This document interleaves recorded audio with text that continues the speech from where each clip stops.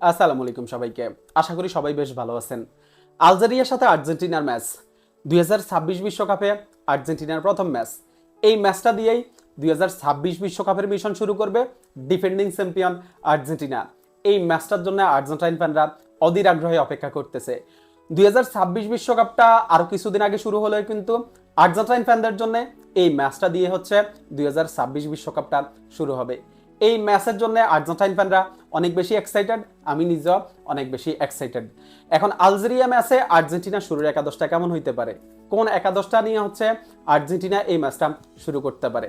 Argentine media থেকে আমরা যে দুইটা একাদশ নিয়ে রিউমার দেখতেছি, ওই দুইটা একাদশ হচ্ছে স্ক্যালোনি আর্জেন্টিনা ট্রেনিং সেশনে এক্সপেরিমেন্ট করছে।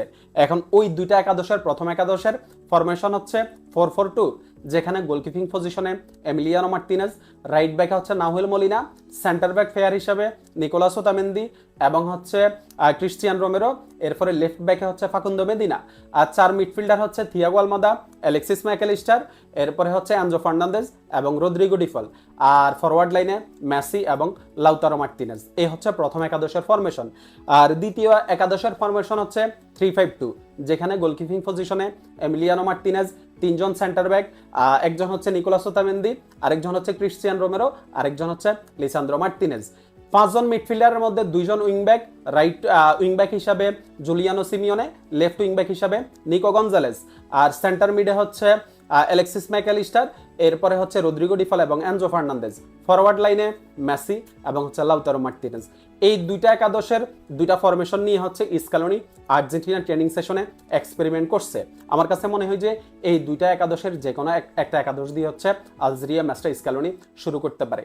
এখন কোন একাদশটা আপনার কাছে পারফেক্ট মনে হয় সেটা আপনি কমেন্টে জানাইতে পারেন।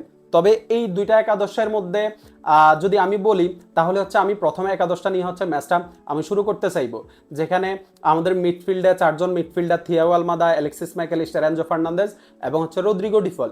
এই চারজন মিডফিল্ডার যখন থাকবে মাঠে, তখন আমাদের মিডফিল্ডটা কন্ট্রোলে থাকবে এবং আমাদের মিডফিল্ডে একটা ব্যালেন্স থাকবে। এরপরে হচ্ছে আমাদের ডিফেন্সে ধরেন নাহুয়েল মলিনা রাইট ব্যাকে, সেন্টার ব্যাকে নিকোলাস ওতামেন্দি এবং ক্রিস্টিয়ান রোমেরো, লেফট ব্যাকে হচ্ছে ফাকুন্দো মেদিনা। আমাদের ডিফেন্সও কিন্তু একটা ব্যালেন্স থাকবে এবং মিডফিল্ডের সাথে ডিফেন্সের কিন্তু একটা লিঙ্ক আপ থাকবে। অর্থাৎ এই একাদশটা নিয়ে যদি আর্জেন্টিনা মাঠে নামে, তাহলে হচ্ছে ফার্স্ট হাফটা আর্জেন্টিনা খুব ভালোভাবে কন্ট্রোল করতে পারবে এবং ফার্স্ট হাফে লিড নেওয়াটা সহজ হবে। আর আলজেরিয়া তো চাইবে যে একটু ফিজিক্যাল ফুটবল খেলার জন্য বা হচ্ছে মিড ব্লক করার জন্য, একটু শক্তি দেখানোর জন্য হচ্ছে আলজেরিয়া চাইবে। সেখানে 4-4-2-তে যদি ম্যাচটা শুরু করে, আমার কাছে মনে হয় যে সেটাই আর্জেন্টিনার জন্য ভালো হবে। আর ফার্স্ট হাফে যদি 2 গোলের লিড নেওয়া যায়, তাহলে সেকেন্ড হাফে গিয়ে হচ্ছে আপনার এই যে 3-5-2 ফরমেশন যেটাতে হচ্ছে আমাদের এই যে জুলিয়ানো সিমিওনে এবং নিকো গঞ্জালেস দুইজনের যে ওয়ার্ক রেট, এই ওয়ার্ক রেটটা আমাদেরকে যেমন আক্রমণে সহায়তা করবে, তেমনি কিন্তু আমাদেরকে ডিফেন্সেও সহায়তা করবে। সো ওই একাদশটা নিয়ে যদি স্ক্যালোনি হচ্ছে সেকেন্ড হাফে বা হচ্ছে ম্যাচের সিচুয়েশনটা নিয়ে যদি ওই ফরমেশনটাতে শিফট করে, সেটাই আমার কাছে মনে হয় যে আর্জেন্টিনার জন্য ভালো হবে।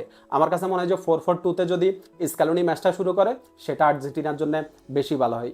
এখন আপনার কাছে কি মনে হয়, কোন ফরমেশনে স্ক্যালোনি ম্যাচটা শুরু করতে পারে বা কোন একাদশটা আর্জেন্টিনার জন্য ভালো হইতে পারে, সেটা আপনি কমেন্টে জানাইতে পারেন। শুভকামনা থাকলো আর্জেন্টিনার জন্য। ধন্যবাদ সবাইকে।